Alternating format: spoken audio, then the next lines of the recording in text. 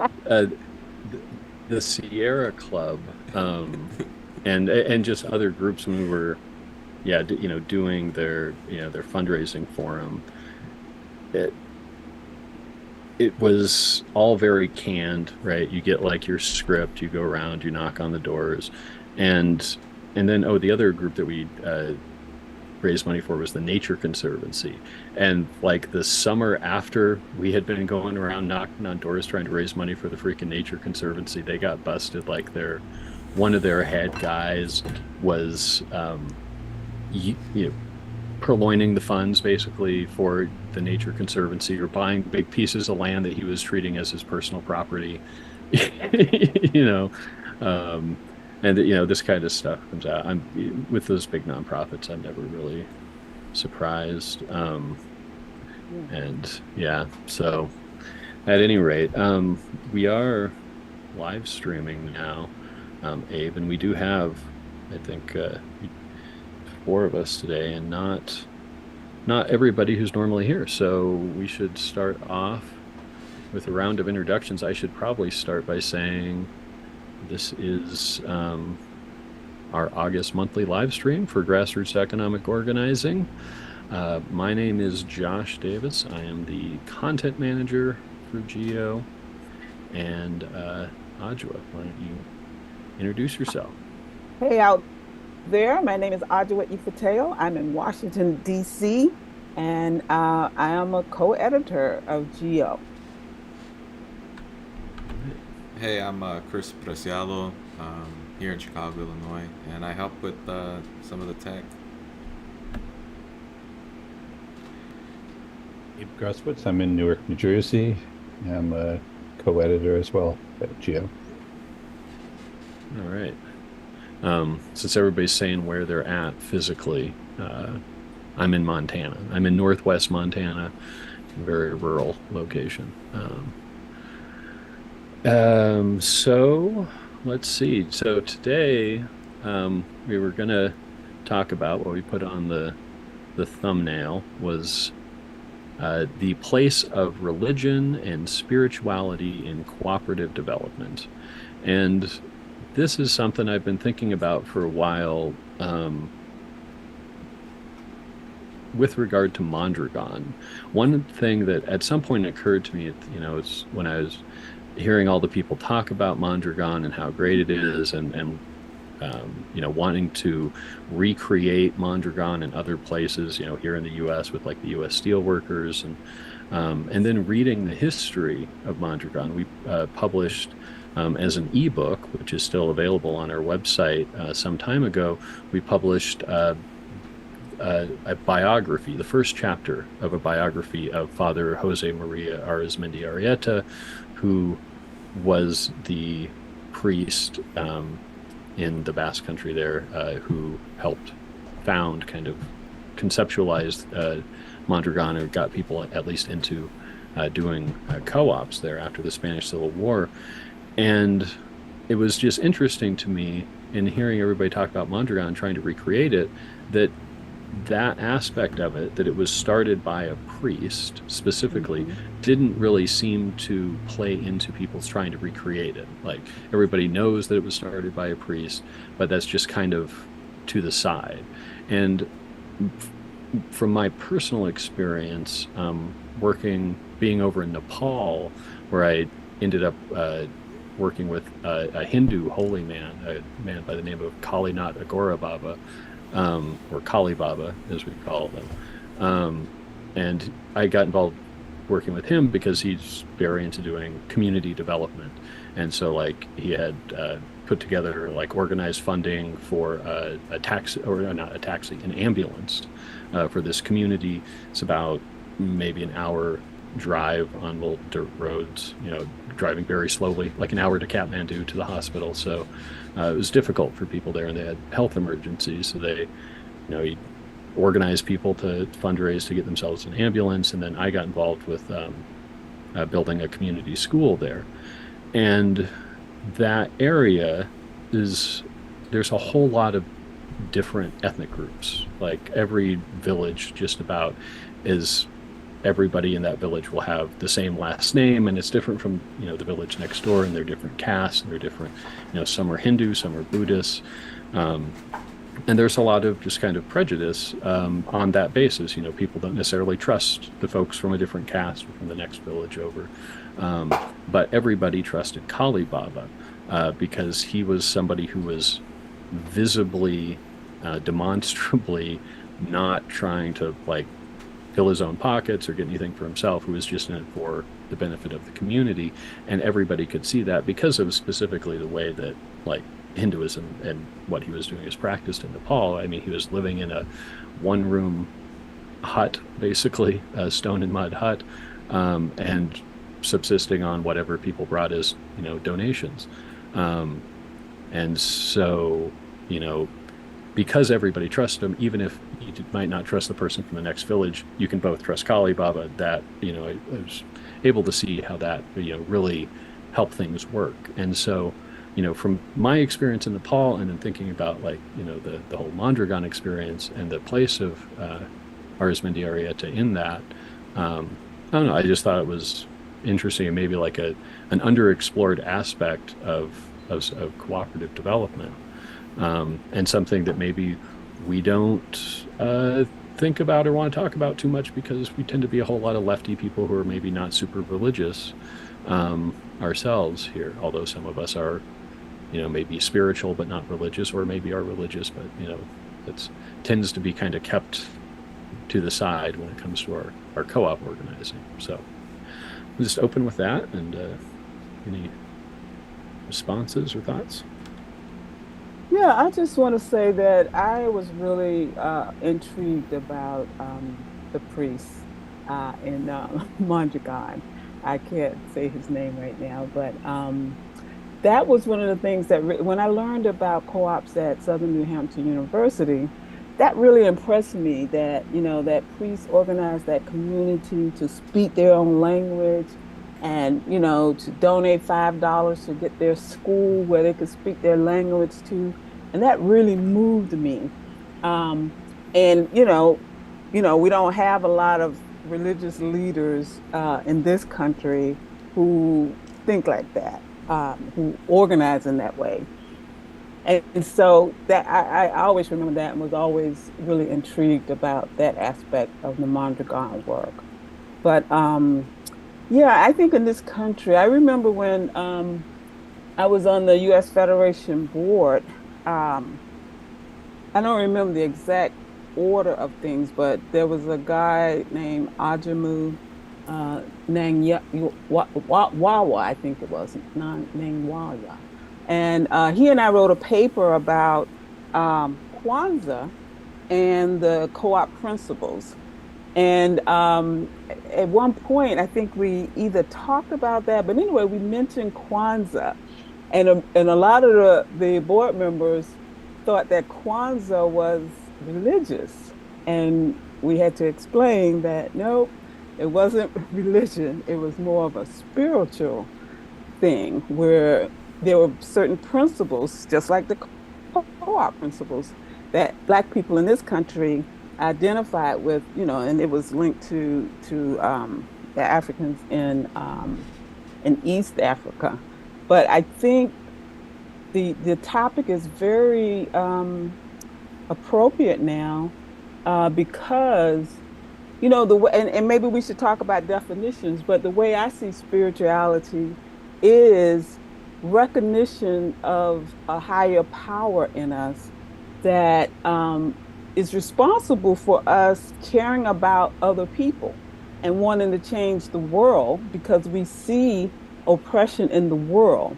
And it's also understanding that we have a higher aspect to us, a higher intelligence that we don't always tap into, and that if we did tap into that, as everyday people, then maybe we wouldn't stand for a lot of the inequities and oppression that we do, because understanding that we're divine beings, or we're powerful beings, means that, one, we wouldn't stand for it, and two, we know we could change the world. So, Ajwa, um, have you do you know in your co-op organizing work or at all? I mean, apart from trying to inject some Kwanzaa principles into some of the co-op organizing, are you familiar with any people who are more kind of into the religious, spiritual side of things who have gotten interested in co-ops?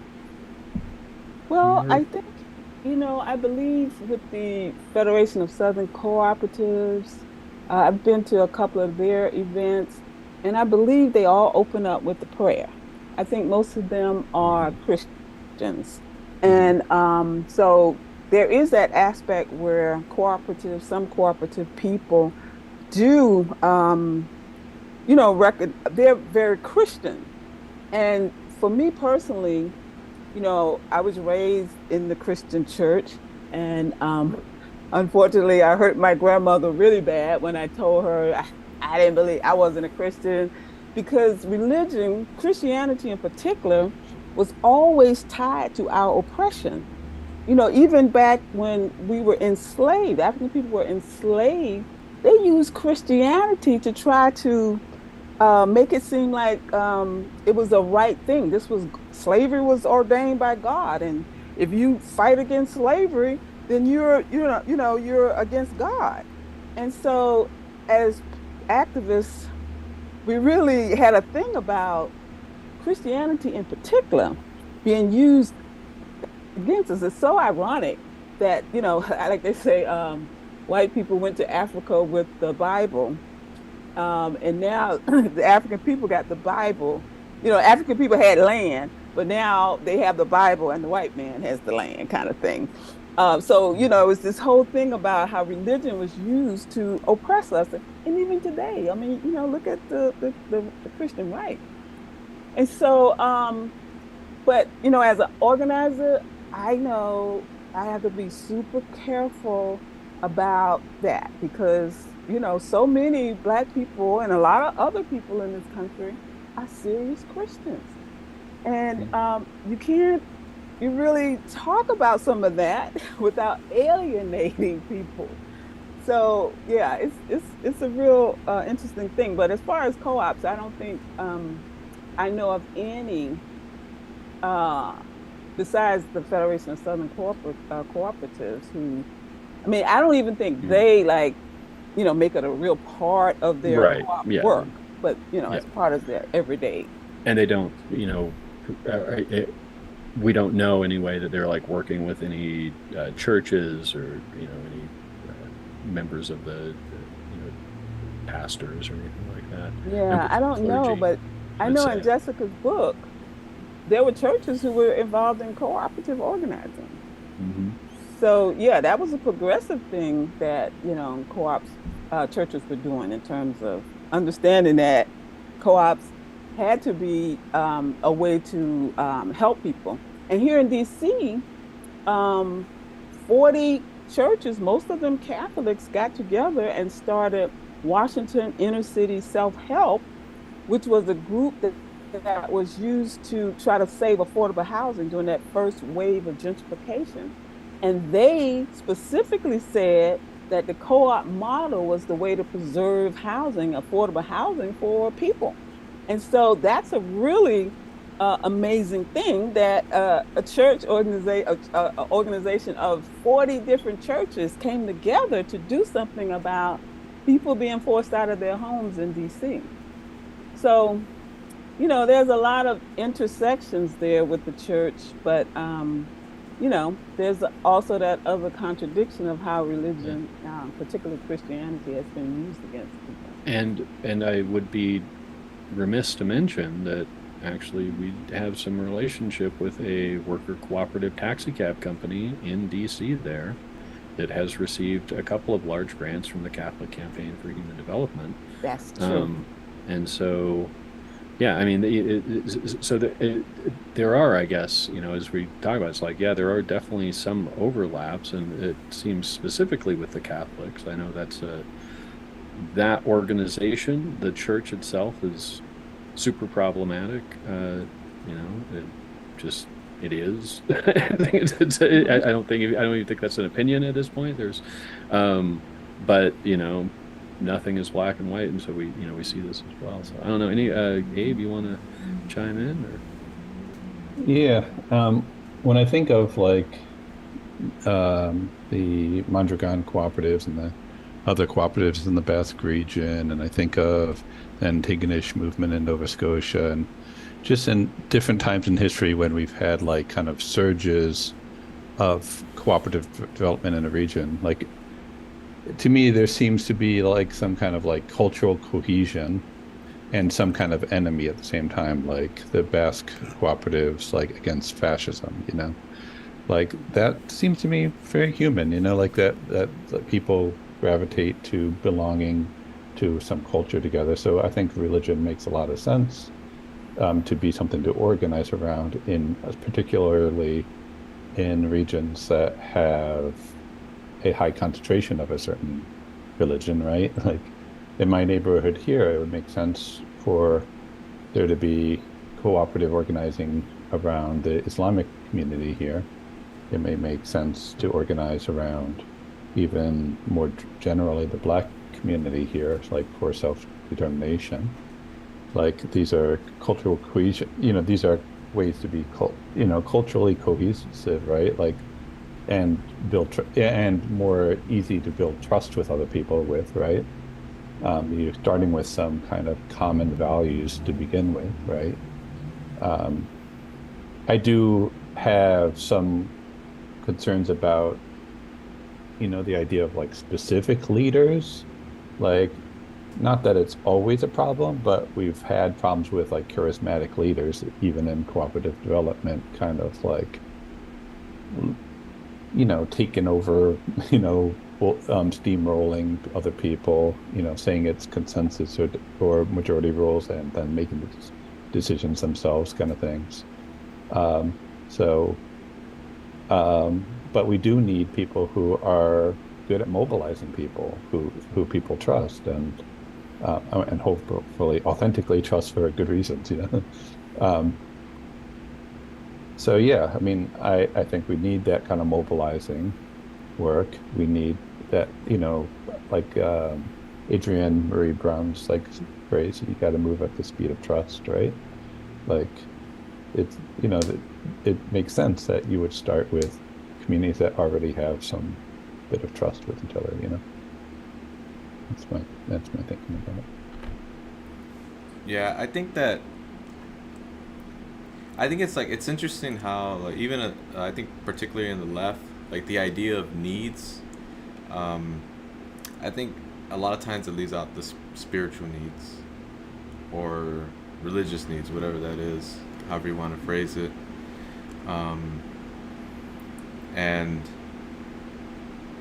yeah, I think there's a lot of negative stuff that comes from that. Especially where religion or spirituality contains a lot of practices and values that actually prevent harm and keep people together. And one thing that I see is a lot of people constantly lost about how to navigate so many things that spirituality or religion actually has tried to solve, and for some people that works, and in other situations like nah, we got to do things different.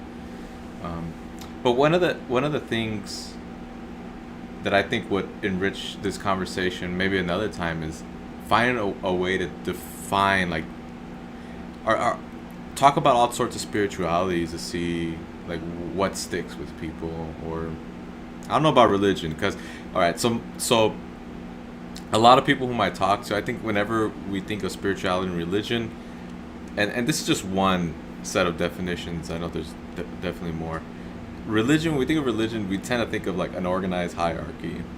And by hierarchy, I mean domination, where people with certain ranks dominate others who are of a different ranking, because that's how that system is set up.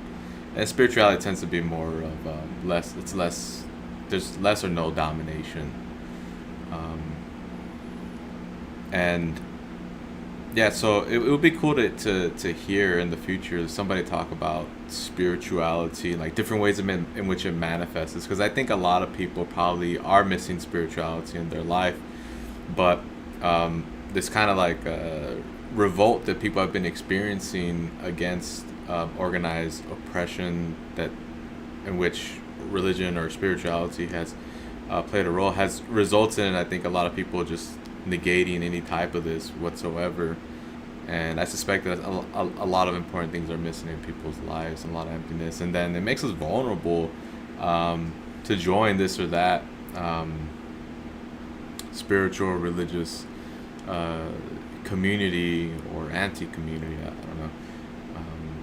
Because we don't see the positive possibilities that are out there.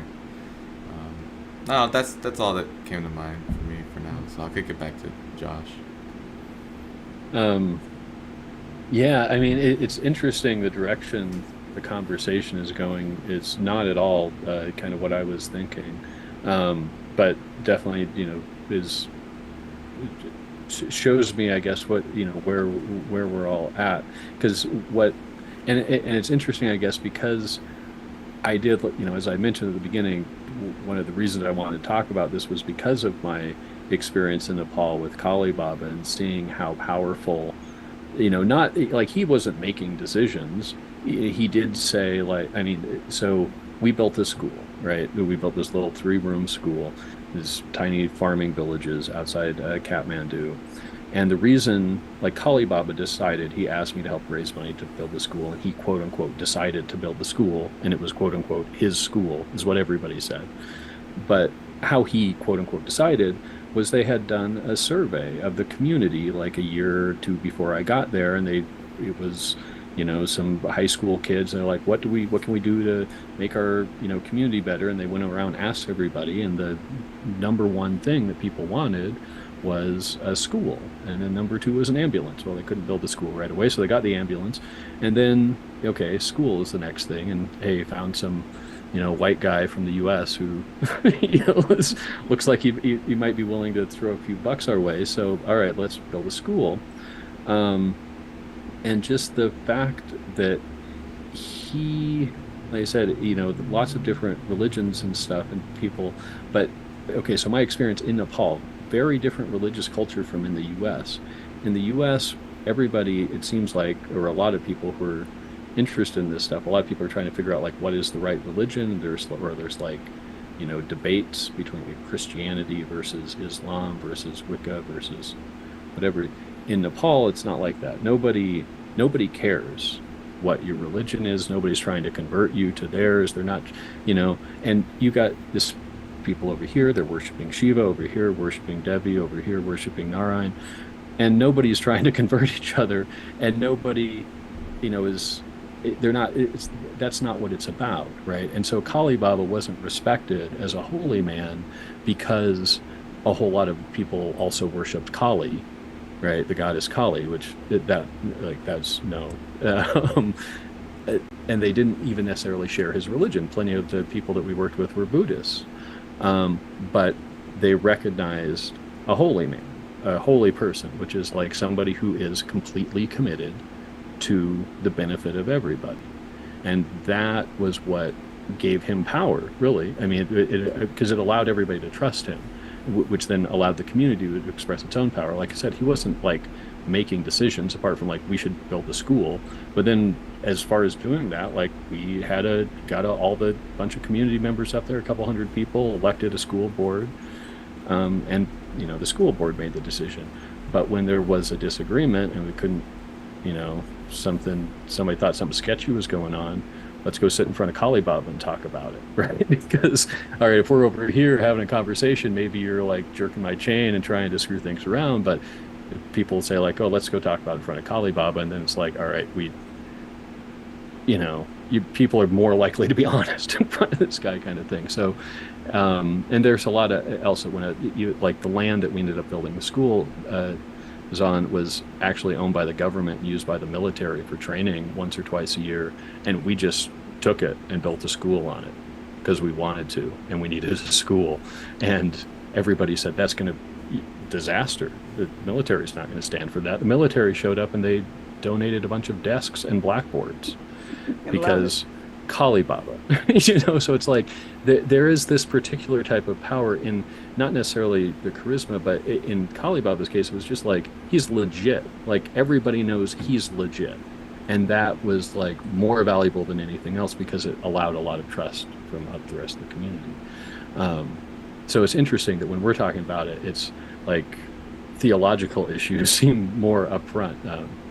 Yeah, Abe, go ahead. You were saying that there's a bit of a cultural difference around the different um, religions here. So, um, do you think it would apply the same here? Like, could you see an interfaith coalition for cooperative development in the U.S.? Or what would it look like if it was applied I here? think so. I mean, and we've had plenty of interfaith events. I mean, the first book Kali Baba gave me was a series of speeches given by Swami Vivekananda at the 1893 World Congress of Religions. And there have been plenty of other events since then, in organizations, interfaith organizations of religious leaders from different faith traditions who all, work together on towards common goals. And I think that, there's no reason why we couldn't have that. And it is, there is a difference, and I think maybe even between like how Father Arizmendi Arrieta was living in in Mondragon in Spain in the 30s, 40s, whenever he was there, versus like our standard, like, thinking about the minister at my mother's United Methodist Church, for instance, who essentially just like indistinguishable from any other middle class person, right? Whereas like the types of people I had in mind was like, okay, everybody knows that they're not like a normal person, and they live in a way that makes it obvious that they're not, like, they are committed to something like the higher thing, right? And so I think that we do have people like this who exist everywhere, and often will find themselves maybe in some kind of religious or a spiritual leadership position. So yeah, I think people like that are worth talking to. And I think about our civil rights movement here in the U.S. and who was at the front of that. Well, let's see. We got a Christian minister and a Muslim preacher. Like, yeah, I think we can. Like, and I think, just because people weren't Muslim didn't mean they didn't listen to Malcolm X, and because they weren't Christian didn't mean that what Dr. King had to say wasn't effective, that people didn't trust him. So. Well, I like the idea of this stuff emerging, not because they have a certain relationship to a religion or spirituality. I'm interested in seeing this stuff emerge among people who, maybe don't have that those credentials. Like, there are a lot of people who are not recognized who do great stuff. Like, for example, I've seen some houses people, like, I don't get to talk to them much when I get a sense of what they do all day. Like, they take care of others. That's cool. Or like some people who can still like do housework while their partner works outside of the home. They do a lot of great stuff for in the neighborhood and even outside of the neighborhood while they're doing the housework as well. I like the idea of all sorts of people being eligible for playing this essential role of like helping to facilitate good faith across groups, across social groupings, and also helping to defuse problems that emerge. I'm also critical of like that too much being invested in one or more persons with those types of responsibilities. And I think part of it's just because I haven't really seen enough people. I haven't really seen that structure work out in my life. I mean, I imagine that a lot of these relationships existed, but they've been carefully like murdered out of our societies. And I think a lot of us, like, we don't have access to that for a reason. I've heard oral stories of different types of structures that existed, but I can't confirm whether it happened or not. But I do think that those roles are needed. More and more people who and that's not considered something that really, do people get nourished to do that type of stuff, like build harmony among, say, poor people, like that's not something that the ruling Well, classes want to pay people to do, right? So I don't know. no, no. But No, but it's go for it, Ajwa. the, I just wanted to talk about this, what the Miami Herald might have called the gang church. When I was a reporter for the Miami Herald, I did a story about a gang in Miami where the gang leader, and I even hate to use that term, but that's the way it was. The leader would hold like a church service. They would sit in a circle, and most of these were young kids who had come from broken homes, abusive parents, all kinds of issues. And what they needed was somebody to care for them, who would listen to their stories, to guide them. And so that's what they really sought in this church. And that's why a lot of people are attracted to gangs, because that's a place where they have a place to belong. They have cohesion, all kinds of things that, are what we're looking for, I believe, in that concept of church or spirituality. And what I see as spirituality is that sense in yourself that a particular thing is right. It is right for people to be able to have food to eat. It is right that everyone should have a decent place to stay. And these don't have anything to do with organized religion per se, but it's just what makes us human, to care about another human being. So to me, that's spirituality. And religion is organized, if you will, spirituality, but it doesn't have to be. But the thing that's in common with, I think, all religions is that sense of caring about other people, of God or the higher power, loving all of us. And if you're religious, you're supposed to love all of your fellow human beings. Well, those things got distorted as political countries or, bodies got formed, and they used the power of the church to oppress people. And so, things got all screwed up because, religion got kind of put into that category of oppressing and being different.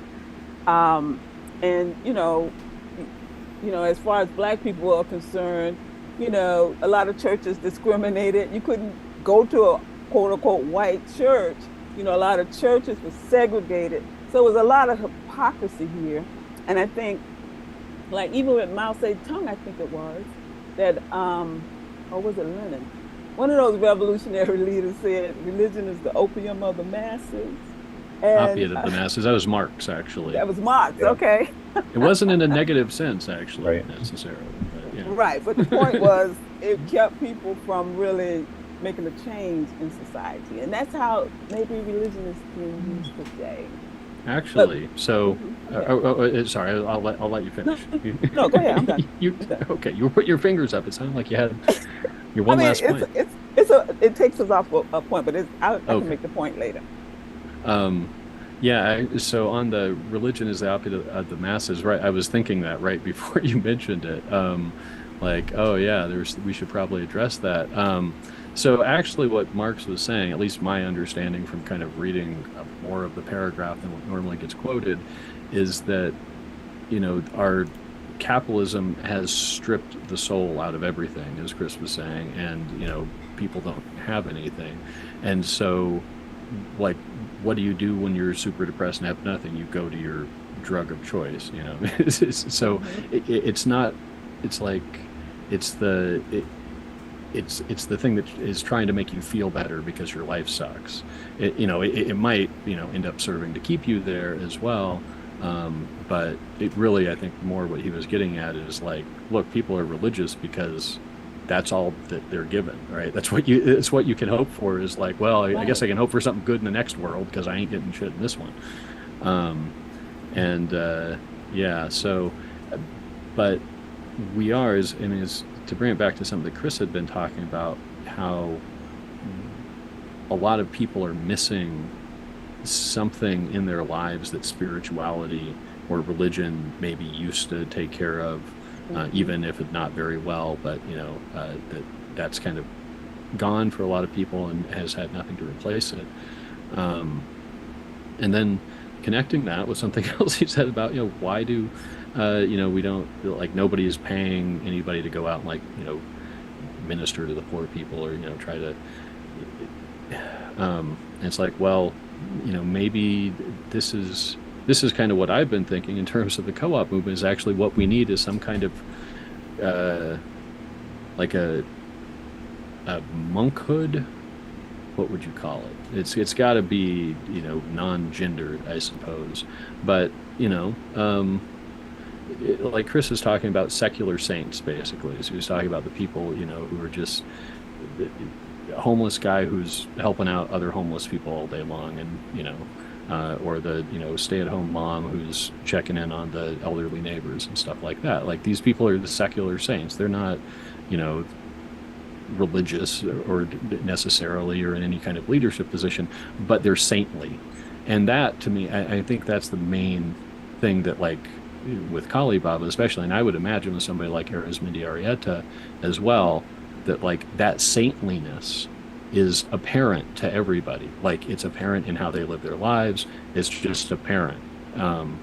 And that we should maybe be, as the co-op movement, trying to create a situation in which we can, like, you can be that type of person. This is something that I've struggled with, like, because I did go to Nepal like 8 different times, and spent a lot of time there and saw this other culture where I thought immediately, like, oh my gosh, if I had been born in this country, I know exactly what I would be doing. I wouldn't be having an existential crisis. I would have, when I was 25, I would have, like, taken all my clothes off, left them at the door of my house, and walked to the temple, and that would be it. And then somebody gives you a robe, and, you, like, and they don't have, like, an institutional religious structure, like, so they have a culture that's set up to allow people to pursue higher pursuits kind of on their own terms, and will, like, feed you while that's happening. I would, it would be amazing if we could have something like that in the co-op movement, where it's like, okay, look, you know, we need people who are, going to be focused on, like, the larger picture, and we're just going to help you do that. You're not going to have a upper middle class lifestyle, but you won't starve to death, kind of thing. I don't know. Abe's trying to get a word in edgewise here. Um, yeah, I mean, I think that any good community organizing, right, is not just preaching to the choir. It's like going out into the community to different community organizations. And a lot of religions already are in the community, or their own communities. And so I think organizing with places of worship is good community organizing strategy, And yeah, I mean, I think that you need the people in the community to do the work, you know. Like, you can't be evangelical about it, like, in a way that you're outside of the community. You're coming in and saying, "Hey, you poor people, you should do this." um, so yeah, I think that they, whether we are religious ourselves, places of worship are a big community, you know, a big parts of communities. Yeah, I think that point that Josh you were making about saints, I believe as co-op organizers, we could be the saints, but we only call them saints because that's the only model we had. A religious person who would care for the poor and do all these things. Well, if we became the co-op, whatever, saints or whatever, some other way we would define people who were organizing. These are the people who care about the people that don't have jobs, and say, hey, you might be able to organize yourself, and three of you all to do some fix it kind of stuff in the community, and that way you have a job. That's the person, that organizer who would take, to look around and see what's needed in the community and do it. And so that person would be named, Josh, you were saying something, I forget what you were, like a monk thing, but we should develop a terminology for that person. I think the closest that we know in the US was Bob Stone, who would get in his car at his own expense and drive around to all the co-ops that he knew existed before we had the internet, and just talk to them and say, hey, how things going? We think we ought to all get together and form this big federation. And he was responsible for bringing a lot of the people together to form the U.S. Federation of Worker Co-ops. And the idea was to have, I think they called it a traveler, a person who would go around and help co-ops who needed this kind of help. So I think, we could do a similar kind of thing and call it something else. But you know what? I want to read this little quote here that the Association of Cooperative Educators administrator read at an ACE conference. And I had done a blog on it entitled Cooperators Are Spiritual. And he opened up the conference with this and this invocation. Throughout the existence of humans on this earth, we have had expressions of the divine as some being that is greater than us, more powerful and capable of providing benefits not available otherwise. No one knows the exact nature of this being, but I will raise, on behalf of all of us, our mutual request for benefits and our promise of improved behavior. Please join with me in an attitude of respect for the unknown and the unseen. Divine being, we ask for peace, tranquility, and a spirit of kinship among the people of this continent. Encourage within us a mutual affection for each other that transcends language, nationality, culture, and physical boundaries. Bind us together in a true spirit of solidarity and cooperation, and help us throw off the forces that would separate and demean us. We promise to teach and to live our lives as if all people are children of the divine and are of equal value. And we shall invest our lives advancing the belief that all people have the right to life, to liberty, and to the honest pursuit of happiness. We promise to work for happiness and to play square with those whose happiness depends on us. Inspire us at this meeting to do the work and live the lives that would please you. We raise these requests and make these promises in the best traditions of humankind, and we equally avail evidence of your will being done among us. Amen. And so this was from Buber, some guy named Buber. But he talked about the spirituality being that we look for a higher purpose in what we do. It's not just about us and our benefits, but we want to help other people, and that is spiritual. So I thought that was really, appropriate to our discussion right now in terms of what we need, what the people need. Is that Martin Buber by any chance? Yes, I believe it is Martin Buber. Yeah. Yes. Good. Yeah, Martin great. Buber. Yeah, Hebrew Jewish scholar. author. Yeah. Yeah. Yeah. I mean, there's. I don't know. I have this feeling like there's a need, and I feel like I've seen some version of it in Nepal, and even like reading history of my own people, reading about Irish history, and old cultural traditions, pre-Christian traditions of jointly provisioning, travelers and people like that, and like there had to be a rest house in every village, and there was one guy who was basically the tax collector, but he just made sure that the guest house always had provisions in it and stuff like that. But had these communal ways. The same thing in Nepal. Like their whole society has this like communal way of allowing people to kind of like freedom within the system. If you're willing to go without, a lot of the stuff that most people are trying to get in life, a big house and more cars and and more money and stuff like that. If you're willing to forgo all that, there's a system that allows you to kind of just float on top of it and pursue, like, spend your time pursuing other, like, the higher calling or the greater good, and that the co-op movement could be. I would hope that the worker co-op movement anyway would have enough people in it, who could, who would support this, kind of concept. Of course, it's always a matter of coordination, as we all find out when we try to actually do any of this big stuff. But yeah, I don't know. I feel like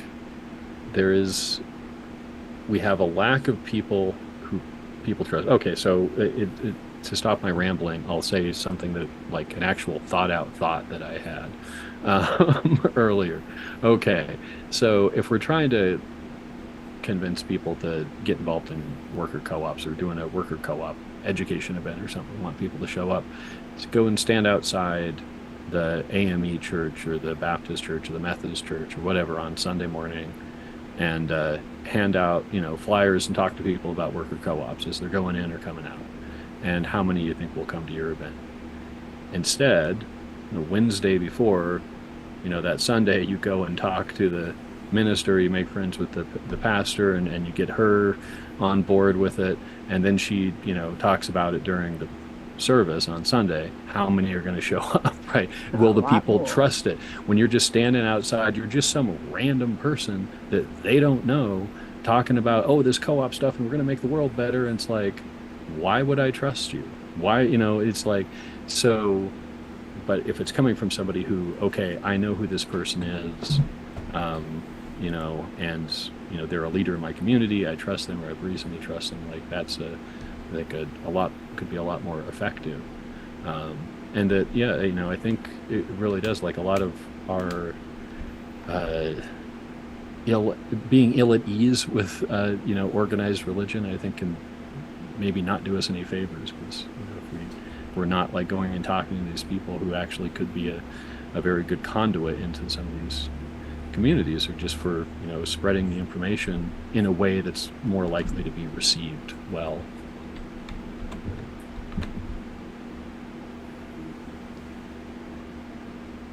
I don't want to hog the mic here, but go ahead. No, go ahead. If you're going to say something, go ahead. So in Chicago, there's this one org, who I think once a year they'll do this, like, rounds or like a tour to different churches, I believe, and they'll talk about being nice to workers. And I told someone I know who's trying to organize along, like, Catholic worker lines, Catholic worker organizing. I was like, hey, one thing that we can do, and invite me to this, I'll organize it, just put my foot in the door. Instead of going around the churches inside and talking about being nice to your workers, let's start, like, raising the idea of, let's just start doing conversions. Like, let's start like and this person's a Christian, and my understanding is that, like, the early Christian communities, they put things in common. They live together, and they brought their property and possessions in common. I was like, let's start doing that. Let's just start telling people, let's start, you own a company, let's start talking about transitioning that to a worker cooperative or a hybrid co-op. Or you own all this land, let's talking about cooperativizing it. And it's like, let's do put out the church. let's do a tour doing that, see who will bite. Because if we ask 1,000 churches to let us go in and talk about that instead of just be nice to your workers, if just one says they're willing to do it, let's run with it. Who knows? I don't know. It's worth a try. I certainly agree with that. But I think churches have become such money makers for the pastors. And yeah, it's a lot of corruption in churches right now.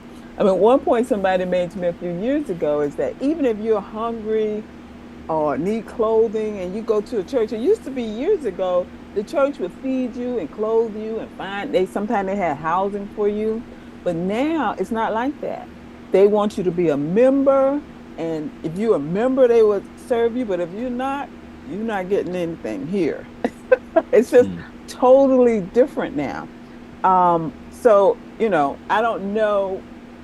I I have a feeling that's true for a lot of churches. But I'm not saying we shouldn't try to talk to some of these, especially these mega churches where they actually demand that people tithe, a certain amount. And, if you don't, I mean, there's a church here that owns housing, apartments. And if you're behind in your rent, they talk about it in church. They embarrass you. Oh yeah, I mean some really gross let's stuff. not go to them. I mean, but so yeah, I'm definitely not thinking about mega churches. I'm not thinking about the like obviously abusive or very right wing churches. But when I think about like my mother's congregation in Helena, United Methodist congregation, that church, by the way, just went through a major split in two over the issue of how we feel about gay people. Wow. And so the Western Methodists are the, accepting group but there are plenty of, fairly liberal to progressive, pretty mainstream Christian denominations, certainly the Congregationalists, a lot of the Methodists, Lutherans often, stuff like that. So, there, I feel like, and this might be less so now, and this is just only for Christianity, but I feel like the more fundamentalist people get so much more press coverage that we forget that there are lots of people who just go to church and they're not crazy fundamentalists. They're like my mom, who Mm-hmm. is fine with gay people, and Mm-hmm. she's got the little brochure from her church about how to talk to other Christians about why loving gay people is the right thing to do, and stuff like that. And so I think there are plenty of inroads that can be made in congregations like that. And then there's we do in our country, Christian church attendance has been on the decline for a long time and is continuing, but there are plenty of other religious / spiritual groups out there. I used to be a member of the Unitarian Universalist Fellowship, which is a non-creedal church for secular humanists, basically. And there's, depending on where you're at, I'm sure there's going to be your African traditional religions, your Wiccans, your whatnot. So, Abe? Yeah, I mean, personally, like I'm a Quaker, right? But I grew up Catholic. I would say it's honest to say that I probably wouldn't be doing this work, cooperative organizing, if it wasn't for the liberation theology priests and monks that I knew as a kid. Like that's kind of what radicalized me is the Catholic Church or the priests and monks within it that were liberation theologians. But today, I mean, it was talked about the idea of this like monkhood, right? Like, my like dream would be to like live in a income sharing commune that is like within it, like maybe farm commune and city commune, but a commune that's like outward facing, right? Like that has like a co-op school and mutual aid services, like outward, right? Like I feel like if you have that example of communal living, you're like Mm-hmm. it's the most radical amount of democracy and mutuality, right? Like you're sharing pretty much everything, right? It also Mm-hmm. gives people the opportunity to go out there to the community, because all labor, including, going out to the community is like valued equally, right? So it is basically like a secular monastery, right? Um, that would be my dream. I would love to live in a commune like that, where the kind of mission to the larger community is the solidarity economy, you know. Mhm. And Yeah, what that it, does too for the community, sorry, quickly, mhm. is show another way of life where you can see people who are focused around a common goal and doing stuff and, not pursuing that capitalist dream. Go Yeah. ahead, Josh. Oh, and it could help solve, some issues for a lot of people who are, trying to figure out how to do cooperative development work. And, what we have right now is, well, you get a job at a nonprofit Right. somewhere, and then, pay for all your own expenses and live just like, try to swing a middle class lifestyle. And that's leads to a lot of competition for jobs, a lot of bad feelings for trying people competing for grants and stuff like that. Whereas it's like, hey, it's like, all right, you can devote all of your time to co-op organizing, and you're never going to have to worry that you're not going to be able to make rent because you're living in this Hmm. commune, Or even cooperative just a nunnery or whatever. house. Like if Yeah. we could buy a house somewhere that maybe, 5 to 10 people could live in, they don't have to worry about those big rents or Mhm. mortgages or whatever, and they can do some political work, some co-op organizing or whatever, meets their fancy. Yeah. That's a Yeah. probably be a great use of some money. Make it easy for people to live. Mhm. They don't have to pay rent. That's a big, big savings there.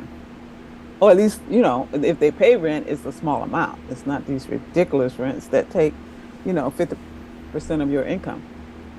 Yeah, I mean, and the way that I think about it is like when if we have if we are having to pay everybody's ridiculous rents so that they can do the co-op development, that means like money that could be going to co-op development is Co-op going to their development. landlord instead. And Hmm. so, all right, let's get everybody out living together. All that money that we don't have to pay people to spend on rent now. We can now spend on actual co-op development work. Yeah. And to be fair, that's not easy. I've lived in a group house and you have to get the right people. You got to get the people who are going to Mhm. clean up after themselves and not make a lot of noise on the stairs when you're trying to go to sleep.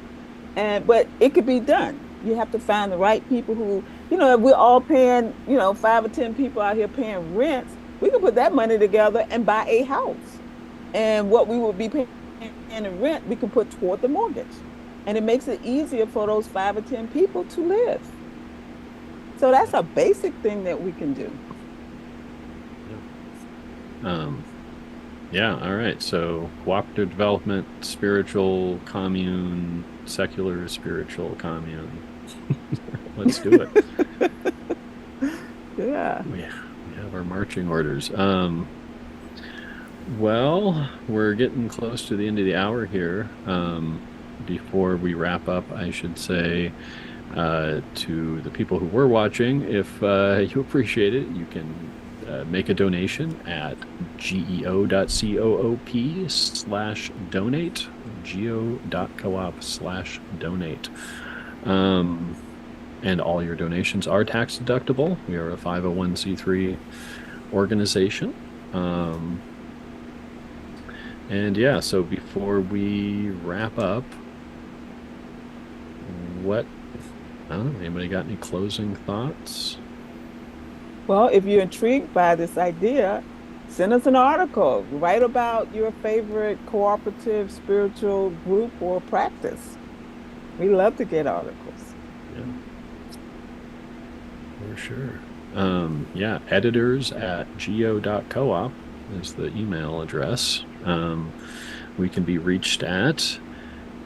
And yeah, I mean, I also think just, I didn't really get, I guess, with Chris's talking about how people are missing spirituality in their life. I guess I keep thinking about that for I had an experience a while back, several years ago actually, when I was at an event um, it was an unconference. I don't remember what the topic was, but at any rate, I ended up sitting in a large circle of people, maybe like 20, 25 people, and everybody just going around and talking about their experiences with poverty.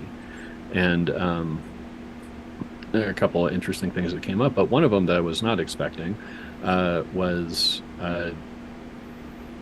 professional PMC looking guy, white guy sitting there, and when it got around to him, and several people talked about their experiences with material poverty, he talked about his spiritual poverty, and Ooh, and discussed wow. the fact, and said, like, I almost, like, on the one hand I feel like bad because I don't have to worry about the material poverty, but on the other hand I still feel like I'm super, like, poor, and so yeah, people are missing it, regardless of their